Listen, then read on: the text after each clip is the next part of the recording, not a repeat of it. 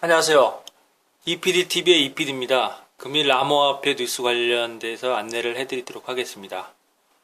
먼저 시가총액 상위권의 암호화폐들이 지금 2018년 11월 8일 우리 시간으로 오후 3시 50분 기준으로 약 1에서 한 3% 정도 조정을 받고 있습니다. 어제 미 중간선거가 끝나고 다우와 나스닥 지수가 굉장히 큰 폭의 상승을 이뤘으며 우리 증시도 비교적 양호한 흐름을 보이고 있었고 그 영향이라고 볼 수는 없겠지만은 암호화폐 관련된 특이사항 없이 어제 상승분을 조금 좀 다시 좀 내놓는 그런 분위기인 것 같습니다. 주목해야 할 종목으로는 비트코인 캐시가 좀 많이 올랐거든요. 그동안 며칠 사이.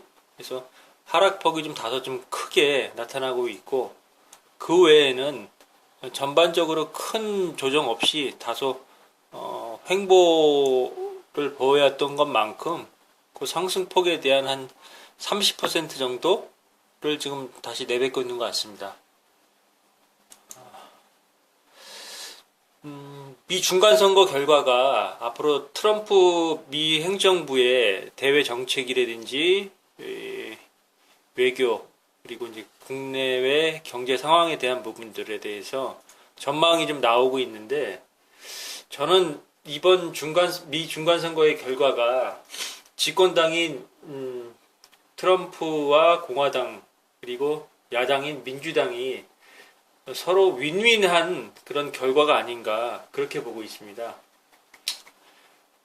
왜냐하면은 집권 내내 트럼프 대통령이 굉장히 논란을 많이 일으켜 왔죠. 공화당 내에서도 뭐 비주류에 속하면서 당내에서의 입지도 그렇게 탄탄하지 않은 상태였고 그럼에도 불구하고 트럼프나 민주당의 어느 한쪽의 일방적인 패배는 아닌 것 같다는 생각이 들고요. 단지 민주당은 하원에서 승리하면서 과반을 넘었고 이거는 뭐미 중간선거 결과가 집권 여당이 승리하지 못한다는 그런 어떤 지난 100년의 선거 역사에서 나왔던 부분이기 때문에 상원 부분을 집권 여당인 공화당이 차지했던 부분에 대해서 크게 고무되어 있는 것 같습니다. 트럼프 대통령 같은 경우에는. 그래서 앞으로 지금 이 결과가 어떤 영향을 나올까 지금 많은 전문가들은 미국으로 이민하려고 하는 이민자들에 대한 그 반인륜적인 행태에 제동을 걸리거나 전임자인 오바마 대통령의 오바마 케어 등 그동안 트럼프 대통령이 특히 뭐 파괴하려고 했던 그런 정책들이 다시 되살아날 가능성이 높다고 지금 보고 있고요.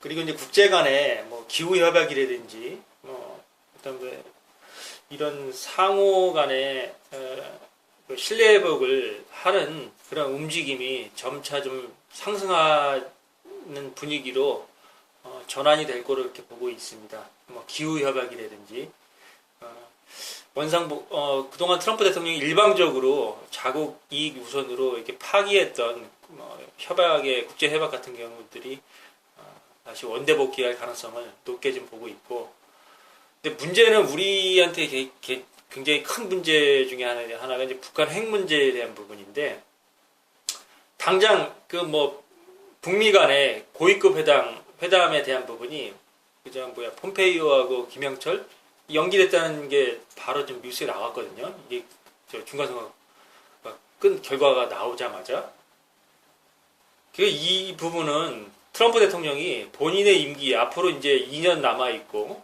전반기 이게 2년 남아 있고 그리고 재선을 만약에 도전을 해서 재선이 된다고 그러면은 6년의 임기가 남았다는 얘기거든요.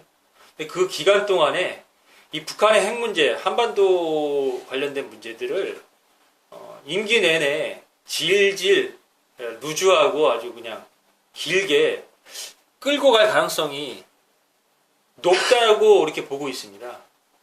왜냐하면은 트럼프 대통령이 국제 외교 분야에서 지금 현재 시점까지 유일하게 좀 내세울 것이 북핵 문제와 한반도 평화에 대한 로드맵을 이렇게 진행하고 있다는 그런 방법밖에 없거든요. 현재 입장에서는. 왜냐하면 이란 핵 문제 같은 경우에도 좀 굉장히 제재를 굉장히 가하고 있지만은 가시적인 효과가 나타나고 있는 게 또 아니고. 근데 아이러니하게 이 부분에 대한 거는 트럼프뿐만이 아니라 중국도 북한 문제에 대해서는 굉장히 아킬레스건으로 지금 보고 있습니다. 거기다가 중국과의 이제 무역 마찰에 대한 문제도 반드시 이제 풀어야 될 숙제로 남아 있는데 신보호무역주의를 표방하면서 전 세계와 무역 전쟁을 벌이면서 특히 이제 중국과는 극한 대립을 보이고 있지만 사실 어떻게 보면은 급한 거는 중국이 아니라 미국 자신이 더 급한 그런 상태라고 보고 있습니다.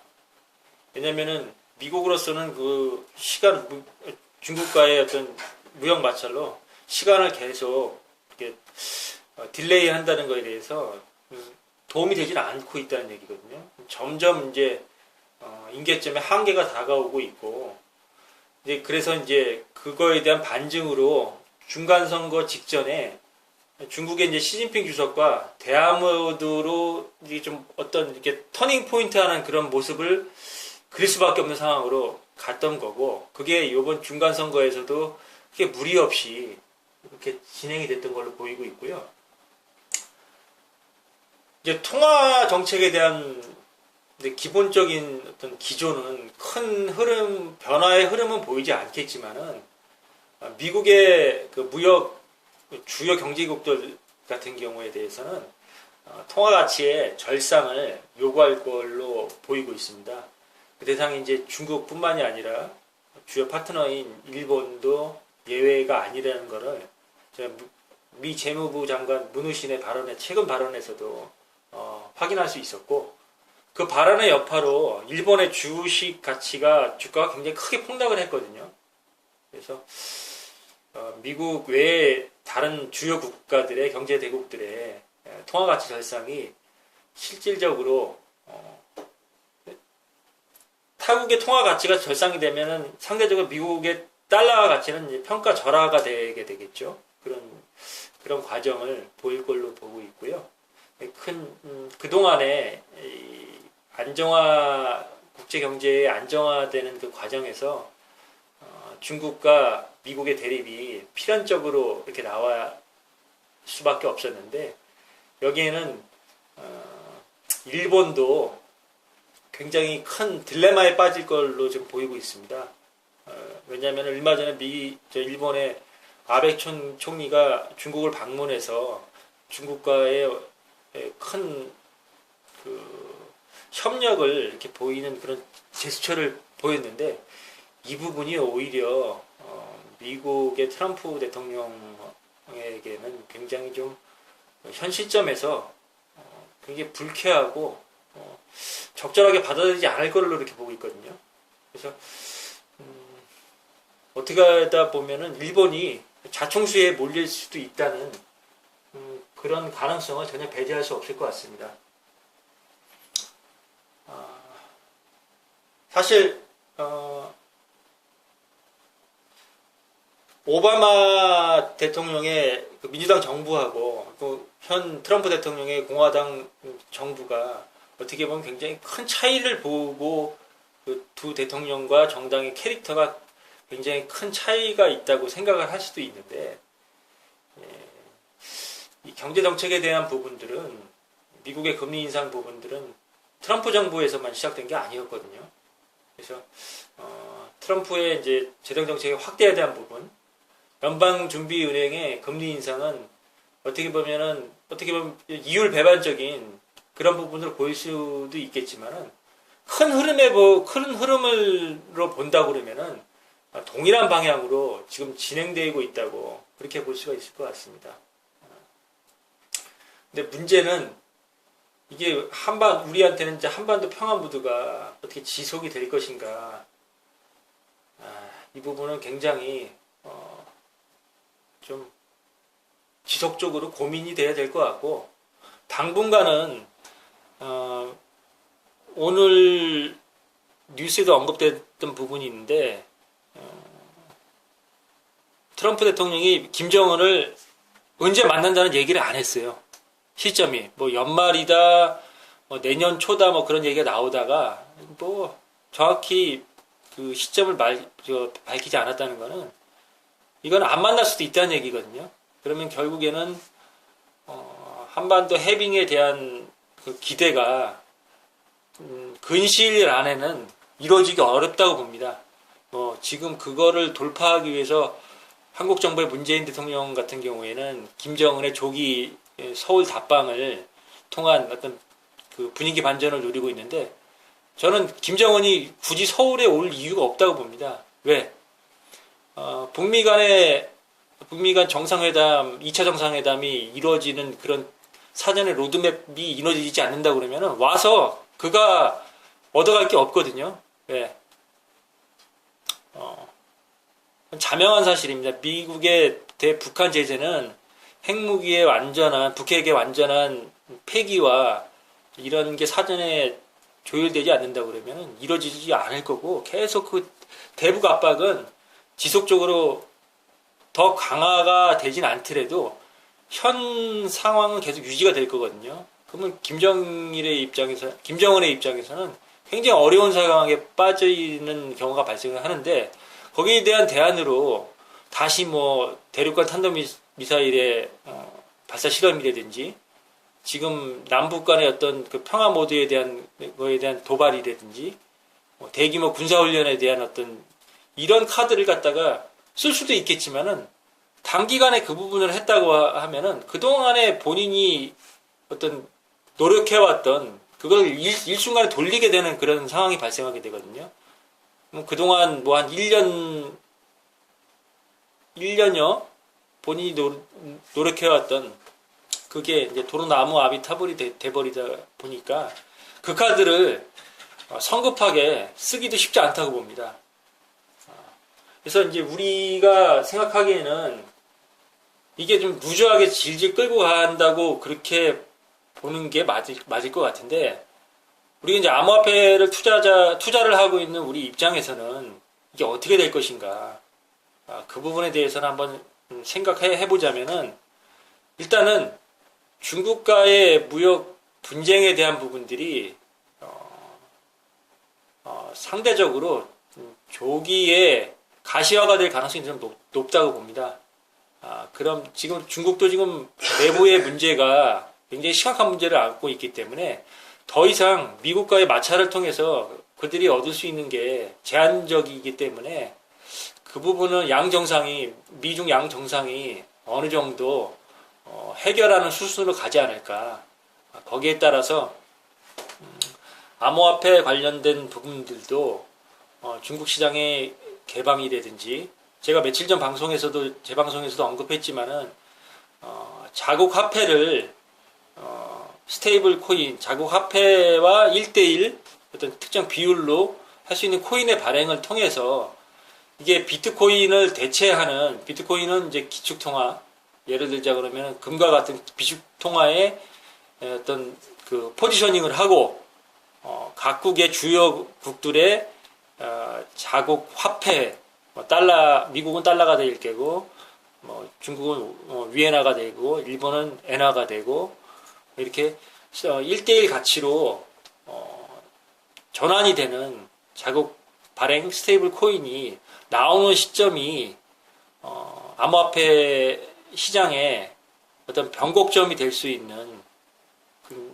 그런 터닝 포인트가 될 수 있는 그런 걸 보고 있습니다. 그래서 제가 다시 한번 언급드리지만은 미중 무역 전쟁에 대한 해결 조짐, 그리고 테드와를 제외한 미국의 그리고 다른 주요국들의 스테이블 코인 이게 발행이 되고 그런 뉴스가 나온다 그러면은 좀 더 관심 있게 이 시장을 지켜봐야 되는 시점으로 잡으시면은 투자에 좀 도움이 되지 않을까 그렇게 생각을 합니다. 프랑스 조세 개정안 암호화폐 세금 경감 기존 소득세와 동일하게 적용. 프랑스 하원 금융위원회가 암호화폐 판매 수익에 대한 세금을 경감하는 조세 개정안을 채택했다. 현재 프랑스의 암호화폐 소득에 대한 조세는 36.2%인데 해당 개정안이 국회의 승인을 거칠 경우 이 비율은 30%까지 줄어들게 된다. 굉장히 세율이 높네요, 확실히. 그래서 이는 프랑스 정부의 블록체인 친화적인 태도를 반영한 것으로 보이고 프랑스 정부는 최근 암호화폐, 블록체인 등의 신기술을 적극적으로 수용하는 방침을 법안 개정을 시행했다. 자유의 나라 프랑스에서 열린 태도로 암호화폐 산업을 맞아들일 준비에 나선 것이다. 마크롱 대통령은 프랑스가 스타트업의 나라로 거듭나기를 희망한다고 전했으며 브루노 르메르 재무부 장관은 프랑스는 블록체인의 혁명을 맞이할 준비가 되었다고 발언한 바 있다. 지난 9월 브루노 르메르 재무부 장관은 정부의 ICO 신규 법안 승인 소식을 전했으며 정부가 ICO 관련 사업 성장 혁신 법안을 승인하며 블록체인 산업 규제화를 돌입했다고 밝혔다. 얘네들은 뭐 표현을 해도 블록체인 혁명, 프랑스 대혁명, 하여튼 네이밍을 잘하는 것 같습니다. 스타트업의 나라. 그래서 EU의 그 주요국인 독일과 함께 EU 주요국인 프랑스가 친암호화폐 정책을 최근에 그 여름부터 이 부분이 정책이 좀 바뀐 것 같습니다. 그래서 세금도 경감해주고 스타트업 기업에 대한 지원이라든지 그리고 ICO는 뭐 좀 요즘엔 좀 어렵지만은 그거에 대한 후속 지원을 한다는 그런 뉴스는 유럽의 그 주요 국가인 프랑스, 독일 그리고 EU를 탈퇴한 영국 같은 경우에도 앞으로 이 시스템을 적극적으로 지원하고 정부에서도 그런 추세로 나가고 있다는 그런 반증인 것 같습니다. 코인니스에서 나오는 몇몇 뉴스, 구글 전 CEO 에릭 슈미트가 이더리움은 강력한 플랫폼으로 아직 개발이 완료되지 않은 점을 감안하면 그 잠재력은 매우 크다고 그런 얘기를 했네요. 근데 이 사람이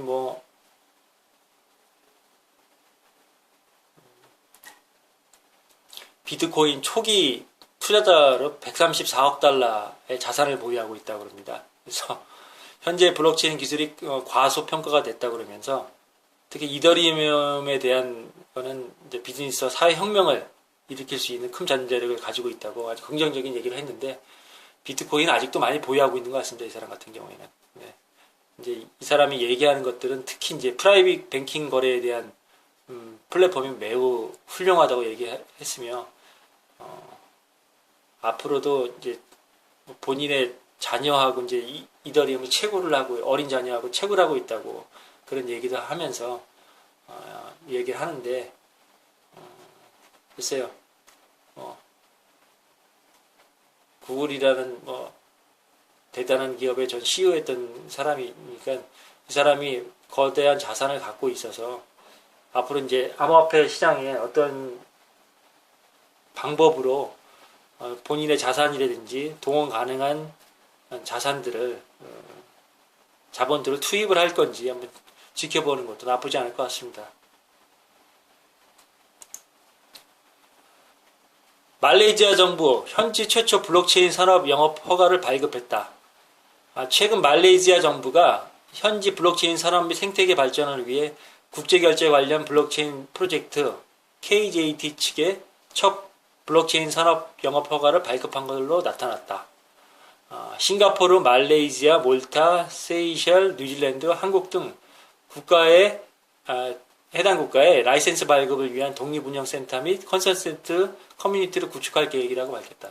제가 어제 방송에서도 말씀을 드렸지만은 그 동남아시아의 그 잠재력이 큰 나라들, 예를 들자고는 필리핀, 인도네시아, 베트남 그런 나라들이 태국 이 나라들이 앞으로 인구도 굉장히 크고 경제 성장을 할 수 있는 동력을 충분히 갖고 있는 나라들이기 때문에 그런 나라들의 어떤 블록체인이라든지 암호화폐 관련된 어떤 시스템이라든지 산업에 대한 자본 유입 그리고 제도권화가 지속되고 있지 않습니까? 어제 뉴스에도 뭐 태국 정부에서 이렇게 된 부분, 말레이시아 같은 경우에도 싱가포르 뭐 그쪽이 가까이 있어서 그 동남아시아의 금융 허브로 이렇게 금융산업 쪽을 갖다가 발전시키려고 하는 그런 의지가 과거부터 굉장히 높았던 나라라고 생각하거든요. 그래서 이런 흐름이 동남아시아 쪽에서도 급속도로 진행되지 않고 있는가에는 반증의 모습인 것 같습니다. 한번 지켜보도록 하고요. 지금 CCN에서 아주 그 재미있는 기사를 이렇게 올렸는데 이 부분은 제가 구글 그 번역기로 이렇게 어렵게 이렇게 좀 해서 좀 내용을 봤는데 한번 좀 관심 있으신 분들 한번 체크를 해보시는 것도 나쁘지 않을 것 같습니다. 왜냐면 지금 여기서 무슨 얘기가 나왔냐면은 그 바켓 거래소에 대한 12월 10일 오픈에 대한 그런 내용인데 이게 우리가 기대하는 게 이 거래소 이게 오픈하면서 비트코인 및 암호화폐 시장의 큰 상승에 동력으로 기대를 오랫동안 해왔거든요. 근데 그게 너무 소문난 잔치에 먹을 게 없다는 그렇게 될 수도 있다는 걸 이야기를 좀 풀어냈는데 글쎄요 좀 이렇게 안 되길 바라는 마음은 있지만은 그래도 무시할 수 없는 내용인 것 같아서 한번 기사를 한번 좀 체크를 했습니다.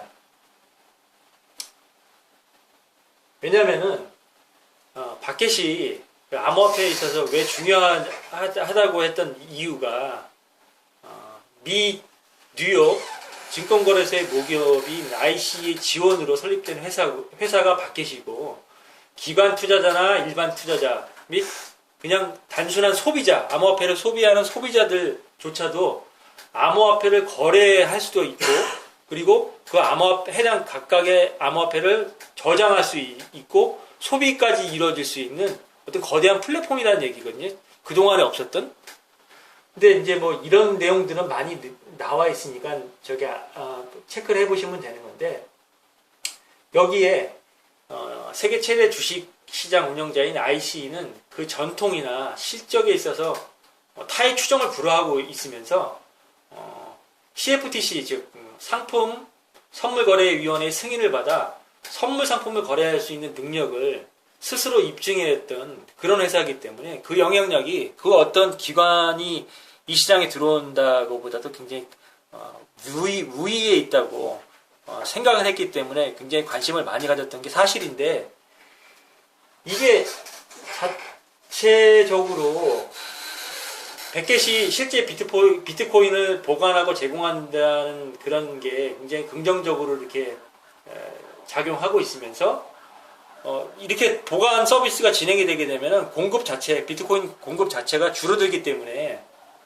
가격을 상승시킬 수 있는 기대감이 더 시장에 반영이 될 수 있다는 그런 부분이 있었는데